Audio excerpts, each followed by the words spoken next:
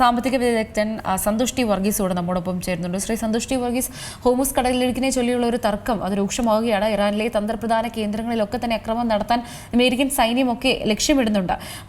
ഈ പദ്ധതിയിടുന്ന വാർത്തകളൊക്കെ പുറത്തു വരുമ്പോൾ തന്നെ എണ്ണവില കുതിച്ചുയരുകയാണ്. എണ്ണവില വർധനയൊപ്പം തന്നെ ഇന്ത്യൻ രൂപയുടെ മൂല്യവും ചരിത്രത്തിൽ ഏറ്റവും താഴ്ന്ന നിലയിലേക്കൊക്കെ കൂപ്പുകുത്തുകയാണ്. എന്താണ് നിലവിലെ ഒരു സാഹചര്യം? വരും ദിവസങ്ങളിലും ഈ ഒരു രീതിയിലായിരിക്കുമോ മുന്നോട്ട് പോവുക? തീർച്ചയായും അതിനുള്ള സാഹചര്യമാണ് നമ്മൾ കാണുന്നത്.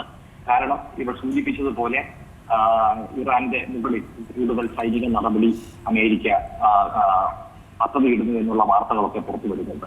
അതൊക്കെ തന്നെ ഇനിയിപ്പോ പുറത്തിറങ്ങിയിട്ടുള്ള പ്രധാനപ്പെട്ട ദിനപത്രങ്ങൾ ന്യൂയോർക്ക് ടൈംസ് അടക്കമുള്ളവ ഇന്നിപ്പം പ്രസിദ്ധീകരിച്ചിട്ടുണ്ട്. അപ്പൊ അത് കാണിക്കുന്നത് ശക്തമായിട്ടുള്ള സൈനിക നടപടി അമേരിക്കയുടെ ഭാഗത്തുനിന്ന് ഉണ്ടാകും എന്നുള്ളതാണ്. മാത്രമല്ല, കഴിഞ്ഞ കുറച്ച് ദിവസങ്ങളായി അമേരിക്ക ഹോർമുസ് കടലിടുക്കിനുമായി ബന്ധപ്പെട്ട് നടത്തുന്ന ഉപരോധം വലിയ രീതിയിൽ ഫലം കാണുന്നു എന്നുള്ള ഒരു ചിത്രം കൂടി ഇതിന്റെ പിന്നിൽ ഉണ്ട്. ഇപ്പോ ഈ കാര്യങ്ങളൊക്കെ തന്നെ വളരെ സൂക്ഷ്മമായി നിരീക്ഷിക്കുന്ന ഈ രംഗത്ത് പ്രവർത്തിക്കുന്നവരൊക്കെ പറയുന്നത്, ഈ ബ്ലോക്കേഡ് വന്നതിന് ശേഷം ഇറാന്റെ ഒരു കപ്പലിന് പോലും ഈ ബ്ലോക്കേഡിനെ മറികടന്ന് എണ്ണ വ്യാപാരം നടത്താനായിട്ട് കഴിഞ്ഞിട്ടില്ല എന്നുള്ളതാണ്.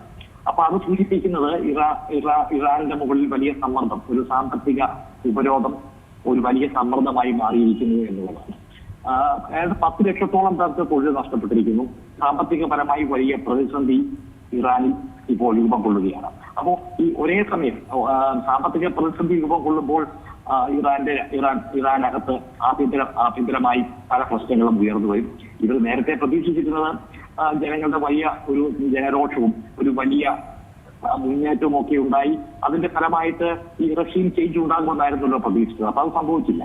അപ്പൊ ഇനിയിപ്പോ അത് സംഭവിപ്പിക്കുന്നതിന് വേണ്ടിയാണ് ഈ സാമ്പത്തിക ഉപരോധം ഒരു വശത്ത് നടത്തുകയും അത് ഏറെക്കുറെ അതിന്റെ പ്രതിഫലനം അവിടെ ഉണ്ടാകുന്നു എന്ന് മനസ്സിലായ സാഹചര്യത്തിലാണ് ഇപ്പോൾ സൈനിക നടപടിയിലേക്ക് നടക്കുന്നത്. അപ്പൊ സ്വാഭാവികമായും വലിയ അനിശ്ചിതത്വം ഈ മേഖലയിലാകെ തന്നെ ഉണ്ടാകാൻ പോവുകയാണ്.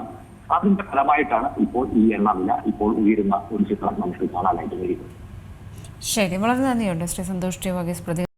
ഏറ്റവും പുതിയ വാർത്തകളും വിശേഷങ്ങളും വിരൽ തുമ്പിലറിയാൻ സീ മലയാളം ന്യൂസ് എല്ലാ ഡിജിറ്റൽ പ്ലാറ്റ്ഫോമുകളിലും ലഭ്യം.